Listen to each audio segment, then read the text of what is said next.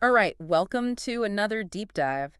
This time, we're going to be looking at a book called Quantum Empowerment, The Science Behind Manifesting Your Dreams. Ooh, This one was sent in by one of our listeners, yeah. and I have to say, it definitely caught our eye. Yeah, it's an interesting one for sure. It's like quantum physics Yeah. and manifesting all in one book. Yeah, it kind of combines a few things that we've looked at in the past. So, It's very intriguing. I'm excited. yeah, for sure. Yeah. I think this one is going to be a fun one to kind of unpack. Yeah. So the author is Roshan Gavandi, and Wow. he's a software architect, Okay. which is kind of interesting Yeah. because he sees a connection between the precise world of coding Mm-hmm. and the kind of mind-bending world of quantum mechanics. So he's like saying we can code our own reality. Well, in a way, that's kind of what he's getting at. I'm already intrigued. Yeah, I mean, the book really delves into some complex quantum physics concepts to try and explain how manifestation might actually work. But before we get too deep into that, I think it would be helpful to take a step back Yeah. and make sure we're all on the same page when it comes to some of the basics. Okay. So you've probably heard of the law of attraction, right? Oh, absolutely. Okay. That's that idea that like attracts like our Yeah. thoughts and emotions can actually attract similar experiences into our lives. Yeah, that's the basic gist of it. Good vibes attract good things and all that. Exactly. And this book takes that concept and tries to give it a scientific foundation Yeah. using principles from quantum physics. Okay, so we're talking about bridging the gap between this kind of, I guess, woo-woo-woo idea of manifestation and the hardcore science of quantum physics. Right. It's a pretty ambitious goal. Definitely ambitious. I like it. And to understand how the book makes this connection, we need to grasp a few key quantum physics concepts. Okay. I think the first one is probably the observer effect. Okay, have you ever heard of that? Oh, yeah. Vaguely. Yeah, vaguely. It has something to do with how just observing something can actually change it, Yeah, right? that's Like right. we're influencing reality just by looking at it. Yeah. It's mind-boggling, but that's the basic idea. Okay. Quantum physics suggests that the act of observation can actually influence the state of a particle. That's crazy. I know it's a hard one to wrap your head around, Yeah. but the book uses this to suggest that our thoughts and intentions can actually shape our reality. Okay. It's like our minds are acting as those observers, influencing the world around us. That's a pretty wild idea. But isn't that a bit of a leap? How strong is the scientific evidence for that claim? Well, that's where things get a little tricky. Okay. While the observer effect is a real phenomenon in quantum physics, applying it to our thoughts and intentions is where the scientific community starts to raise eyebrows. Okay. So we're entering the realm of interpretation and speculation here. Exactly. Yeah. Okay. The book is presenting one particular interpretation of how these quantum principles might relate to our lives. But it's not necessarily a universally accepted scientific truth. Okay, fair enough. Yeah. So we've got the observer effect. Yep. What other mind-bending quantum physics concepts does the book throw into the mix? So another big one is superposition. Okay. And the easiest way to think about this is Schrödinger's cat. Oh, yeah, I remember that one. Yeah, Makes my brain hurt a little. it's a classic. That's a fascinating. It's a thought experiment Yeah. where the cat is both dead and alive at the same time until we open the box and observe it. Yeah, that's trippy. It is, but it perfectly illustrates the concept of superposition. Right. Because the idea is that in the quantum world, particles exist in multiple states at once until they are measured. Okay. So the book suggests that this principle shows we have the power to choose the reality we want by collapsing those possibilities into the outcome we desire. So we're choosing which version of the cat we want to see. Right. Okay. So in essence, you're not just a passive observer, you're an active participant in shaping your reality. So you're saying that, according to this book, we're not just passive observers. Right. We're active participants in shaping our reality. That's exactly what the book is arguing. Okay, I have to admit, this is all starting to sound a bit more intriguing than woo-woo now. Yeah.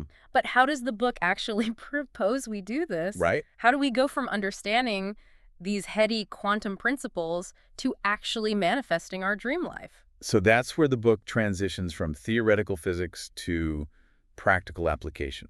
Okay. It lays out a sort of how-to guide Okay. with steps like setting clear and intentional goals, aligning your thoughts and actions with those goals, overcoming limiting beliefs, Mhm. and raising your energy to attract the things you want. So it's like a blend of classic self-help advice, but with this quantum physics twist. Exactly. Okay. It's trying to give a framework for these self-help principles Okay.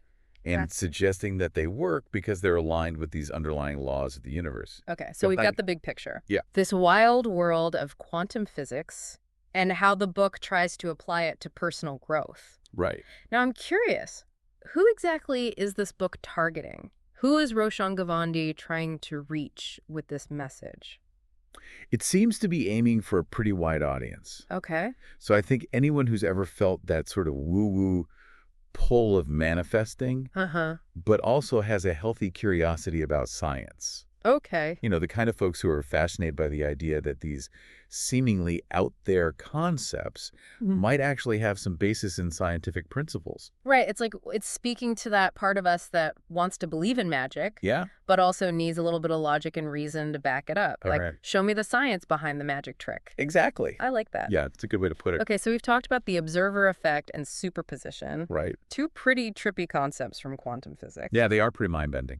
But the book also mentions this other key idea, Yeah. energy and frequency. Right. Can you break that down for us? Yeah, so basically everything in the universe, Okay. including our thoughts and emotions, vibrates at a certain frequency. Okay. It's kind of like everything has its own energy signature. So like a unique vibe. Exactly, yeah. Okay, I'm following so far. Okay, good. But how does that tie into manifesting our desires?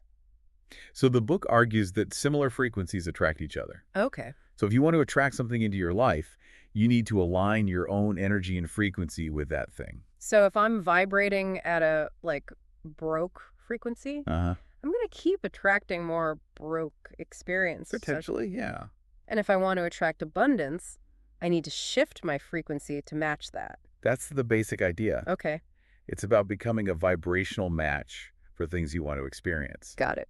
So the book emphasizes the importance of cultivating a positive mindset and focusing on the emotions you want to feel, Okay. because those emotions will emit the right frequency to attract similar experiences. So does that mean I should be forcing myself to feel happy and positive all the time? Well, even when things are tough. No, it's not about denying your genuine emotions or pretending to be happy all the time. Okay. It's more about becoming aware of your dominant thoughts and feelings Okay. and making a conscious effort to shift them in a more positive direction. So being mindful of the energy we're putting out into the world. Exactly. Like, are we broadcasting vibes of like lack and fear? Uh-huh. Or are we radiating confidence and abundance? Exactly. Okay. It's recognizing that our thoughts and emotions aren't just abstract things happening in our heads, Uh-huh. but actual energetic forces that can influence our reality. So this all ties into what we were talking about earlier with the observer effect. Right. It's like we're not just observing our reality, Yeah. we're also actively shaping it with our energy and frequency. Exactly. And that's a key point that the book makes. Okay. You're not just a passive recipient of whatever life throws your way. Okay. You're actually a co-creator of your own experience. Okay. I'm starting to get how this all connects. But let's get practical. Okay. The book lays out these specific techniques Right. for manifesting our desires. Yeah. What are some of those techniques? So one of the most emphasized ones is setting clear and intentional goals. Okay. The book argues that the more specific you are about what you want, Mhm. the easier it is for the universe to deliver it. So instead of just like vaguely wishing for more money, Yeah. I should be specific about the amount I want to earn, Right. the time frame I want to earn it in, Exactly. maybe even how I want to earn it. Yeah. The more specific, the better. Okay. It's about getting crystal clear about your desires Okay. and really focusing your energy and intention on that specific outcome. You can't hit a target you can't see, right? Exactly. Okay. So Right. we've got our clear, specific goals. Yeah. Do we just sit back and wait for the universe to deliver? Well, not quite. Okay. The book emphasizes the importance of aligning your thoughts, emotions, and actions with your desired outcome. So it's not just about daydreaming. It's about taking concrete steps towards your goals Exactly. while believing that you can achieve them. Yeah, it's about taking aligned action. Okay. Remember we talked about those frequencies earlier? Uh-huh. Well, taking action that's aligned with your goals reinforces that frequency, Okay. makes it stronger and more likely to attract that outcome. Got it. Yeah. I am curious about those limiting beliefs we all tend to have. Right. How does the book address those? So the book argues that limiting beliefs are like energetic blocks Okay. that prevent us from manifesting our desires. So they're like little roadblocks. Yeah, exactly. Okay. So to clear the path for our dreams to materialize, Okay. we need to identify and overcome those beliefs. Got it. So the book suggests things like affirmations, visualizations, and gratitude practices, Okay. all aimed at shifting our energy and frequency to a more positive state. So it's like retraining our brains Yeah, to focus on possibilities rather than the limitations. exactly. But that's easier said than done, right? Oh, for sure. How does the book suggest we actually shift those deeply ingrained beliefs? So it encourages a few different approaches. Okay. One is to become aware of your negative self-talk Okay. and consciously challenge those thoughts. Okay, so if you catch yourself thinking like, I'm not good enough to achieve that. Exactly. Okay. You replace it with a more empowering thought, Okay. like, I am capable and deserving of success. So you're replacing that negative internal dialogue with a more positive and supportive one. Exactly. Okay. And it might feel a bit uncomfortable at first, Right. but the more you do it, the more natural it becomes. What about visualizations? Right. I've heard a lot about those in the context of manifestation. Yeah, it's a popular technique. How does the book approach that? So the book encourages readers to create vivid mental images of themselves already having achieved their goals. Okay. The idea is that by repeatedly visualizing that desired outcome, Uh-huh. as if it's already happened, Okay. you're strengthening the neural pathways in your brain Oh, associated with that outcome. so we're tricking our brains Yeah, into believing that our dreams are already our reality. Yeah, you're creating a strong emotional connection to that desired outcome, Okay. which helps to align your energy and frequency with it. This is starting to sound very familiar. Yeah. A lot of these techniques are similar to what we see in other like self-help and manifestation programs. Right. So what sets this book apart?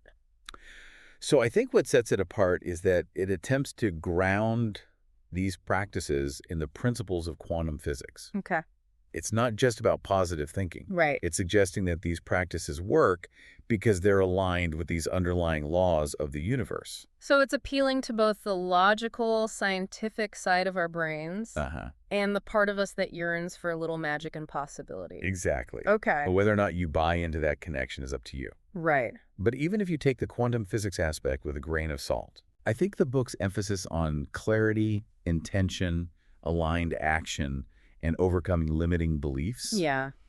can still be valuable tools for anyone who Yeah. wants to create positive change in their lives. I agree. Those are all principles that resonate with a lot of people. Yeah. Regardless of their beliefs about quantum physics. And hey, Yeah. if thinking about our thoughts and emotions as energetic forces Mm-hmm. helps us to be more mindful and intentional Right. about the kind of energy we're putting out into the world, Yeah, maybe that's not such a bad thing. exactly. Okay, so we've covered a lot of ground in this deep dive. From the basics of the law of attraction to some pretty mind-bending quantum physics concepts. Yeah, we've been through the ringer, haven't we? Yeah, we A lot to think about. But before we wrap up, Yeah. I'm just curious to get your overall take on this book, Quantum Empowerment. Yeah, I think it's fascinating how the book really tries to present this scientific framework for something that's often seen as purely like spiritual or mystical. Right. It takes these abstract concepts like Mhm. manifestation, the law of attraction, Yeah. and tries to ground them in the principles of quantum physics. Yeah, and it's not just throwing around scientific jargon to sound impressive. Right. Like, it actually explains these concepts in a way that's relatively easy to understand, even for someone who isn't a physicist. Yeah, I agree. I think the author does a pretty good job of connecting those complex scientific ideas Right. to, everyday experiences Right. and relatable examples. Right. And it's not just about understanding the science. Right. The book also provides practical steps for applying these principles to your own life, Hmm. like setting clear goals, Right. challenging those limiting beliefs. Yeah, I think that's a crucial point. It's not just about passively wishing for things to happen. It's about actively participating in the creation of your reality. Right. It's like that famous quote from Gandhi, "Be the change you wish to see in the world." This book is saying, be the change you wish to see in your own life, basically. Yeah, exactly. Yeah. And using those quantum physics principles to help you do that. Yeah, that raises an interesting question. Yeah. Like, if our thoughts really do have this power to influence reality, Yeah. what kind of world do we want to create? That's the big question, isn't it? Yeah. It's not just about manifesting our own personal desires. Right. If we believe we're co-creators of reality, Yeah. then I think we have a responsibility to use that power wisely. So it's not just about personal gain. It's Mhm. about contributing to a collective reality that's, positive and beneficial for everyone. Exactly. Yeah, recognizing that we're all interconnected Right. and that our choices and actions have these ripple effects.